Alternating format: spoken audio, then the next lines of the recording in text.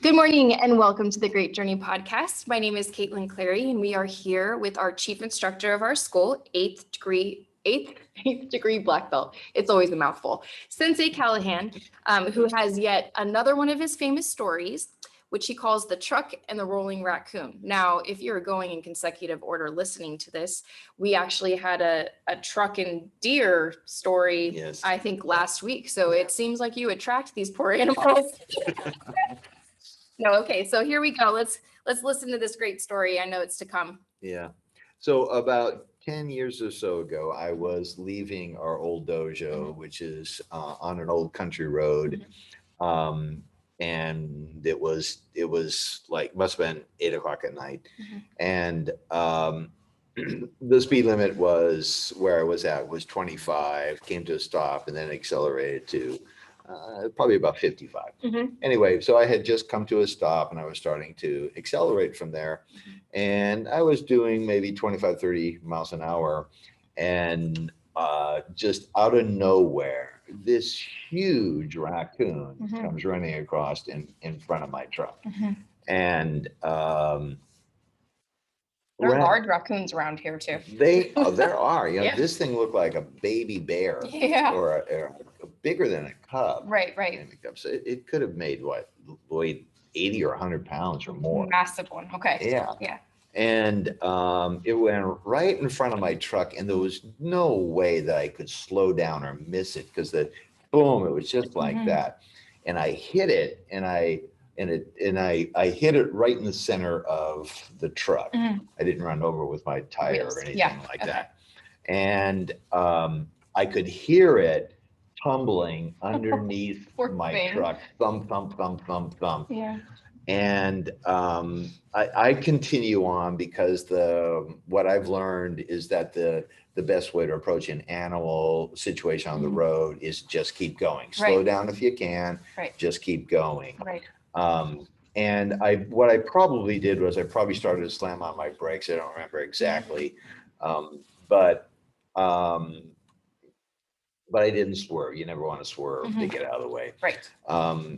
So I can whatever. And then I looked in the rear view mirror of my truck, and there was the raccoon rolling down the road. I'm just picturing like a tumbleweed. Yeah, like a tumbleweed, right? It was huge. And I had, so I guess I didn't really come to a stop because I just kept driving on. And then the more I thought about it, I'm going, this poor animal, you know, is probably suffering in some way. And I need to go back and see what I can do to help it in some way or whatever. I don't know what I would have done. Maybe called Humane Society or something. Right. But so I drive up a little ways until I can turn around. I turn around and I come back, and I get to the spot where I had hit him and where he had rolled, and I can't find him anywhere. He's not on the side of the road. He's not in the ditch that was there. He had bolted. He was gone. Yeah. And I'm familiar with this area. I mean, it's like a lot of open fields with some sprinkled oak trees kind of thing. So you could actually look pretty far for him. Yeah. Okay. It wasn't like he had to just be right there, but he took off. Yeah. And,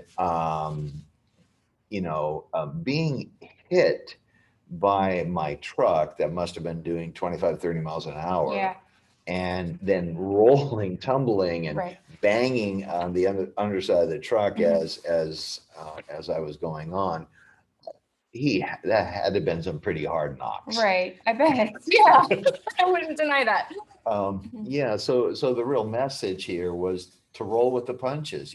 Life is going to do this to you. It's going to knock you down. It's going to you're going to get run over by a truck, possibly. Yep. Figuratively. Hopefully not literally. Yeah.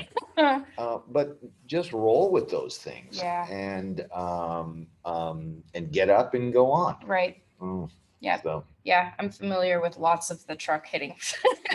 We all just got to keep trucking along. And it's so funny. This is a total derail, but you started off saying a dojo on an old country road, and I'm like, that needs to be the name of a country song. We need to come up with something fun with that. Okay. All right, so that's a good story to think about. We got to roll with the punches, and hopefully that raccoon, by rolling with the punches, went on to do just fine. Yeah. Yeah, and take care of more trash cans and all the things that he was going to be hunting.